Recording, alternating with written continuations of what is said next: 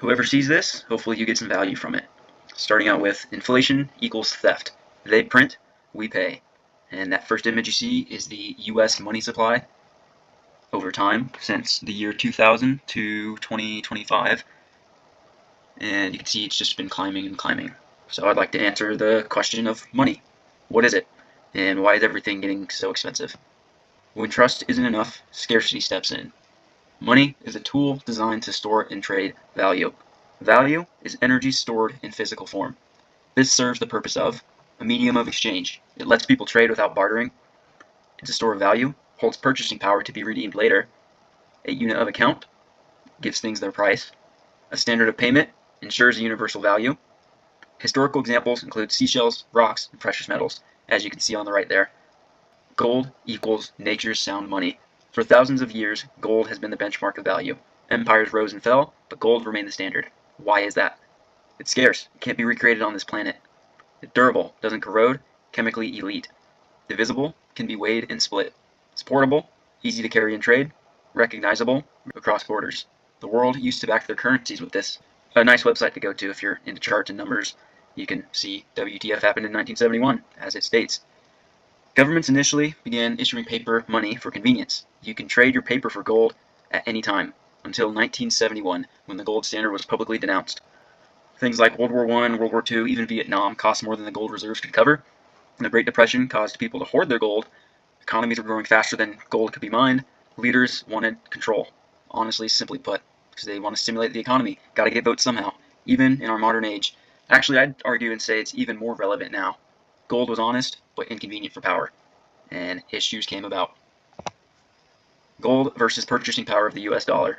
As you can see, the US dollar is in red up there at the top. Things were going great right until that line, as you see, is drawn. Nixon takes the dollar off the gold standard in 71. It's just been declining since.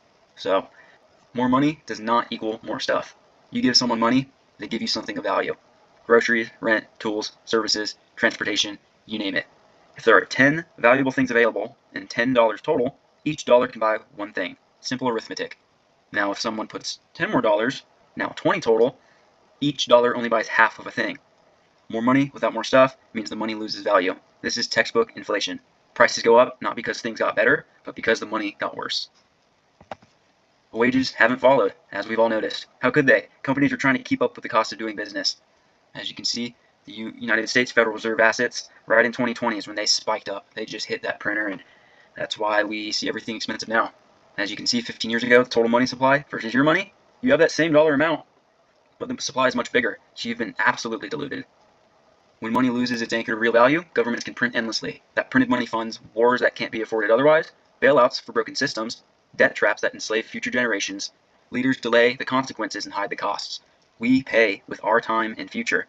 Prices rise, your paycheck buys less. Savings shrink, your future costs more. Debt grows, governments borrow against your labor. Conflict spreads, printed money fuels weapons, and then we ditch those weapons.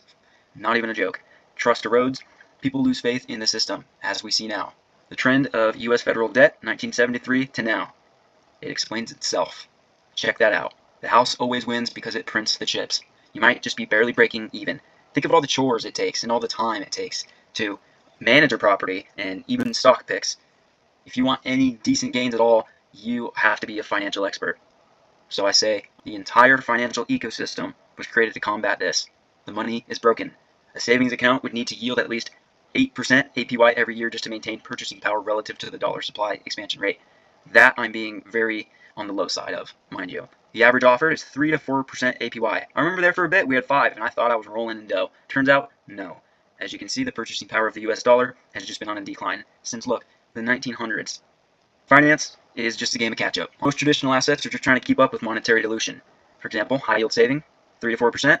S&P index fund, 9.75 real return. Gold, roughly 7 to 9 real return. Real estate, 2 to 4%, because there's just so much upkeep, and it's unpredictable. Heck, even think of nature and the weather and erosion, and it's just a lot. 401k retirement accounts, such as ETFs, index funds, anything that's grouped together and something that you're supposed to invest into and forget, roughly 5 to 6 real return. So, to preserve your purchasing power, you need at least 8% APY annually. Most assets fall short. You're not building wealth, you're defending it. And most tools aren't even winning this fight. Systems evolve. It's money's turn. We outgrow processes when innovation presents ideas tried and tested to be superior. That's evolution. We're humans. We're all by design trying to just do better and better, and we can't stop. Well, value transfer, we've yet to have something so perfect. I explained a little bit on gold, but it has its cons, like it's heavy, hard to move. That's the reason why we had paper bills to begin with. So we're still built for a slow transfer. There's no native precision there, no global settlement without intermediaries, no open blueprint the whole world can audit.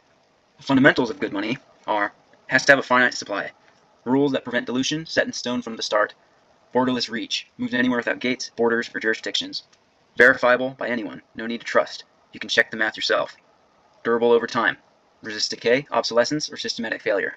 It's divisible and portable, easy to transfer in any amount from anywhere, resistant to censorship, no single authority can block or reverse it. The US dollar, as you can see by these two images here, is embarrassed. It is not good money. Gold is good money, but we don't live in a slow world anymore. Fix the money, fix the world. Money today is broken, controlled by central banks, diluted by design, and settled through trust-based intermediaries. Every transaction relies on permission. Banks, governments, and payment processors decide you can send, receive, and save. Rules change quietly. Ledgers are closed off. Inflation is policy. Bailouts are routine. Accountability is absent. Introducing a carefully crafted monetary protocol, Bitcoin. A system that does not ask for trust. It removes the need for it. There's no owner, company, or central authority. This runs on an open source code, verified by thousands worldwide every roughly 10 minutes.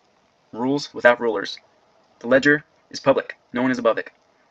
Fraud is computationally impossible. Every user can verify the truth for themselves, anytime, anywhere. You just need internet. The network defends itself. It's decentralized, durable, built to endure. It's a monetary system engineered for sovereignty. This is a quote from Michael Saylor. He's an MIT engineer and MicroStrategy founder. He is right in the heart of the tech world.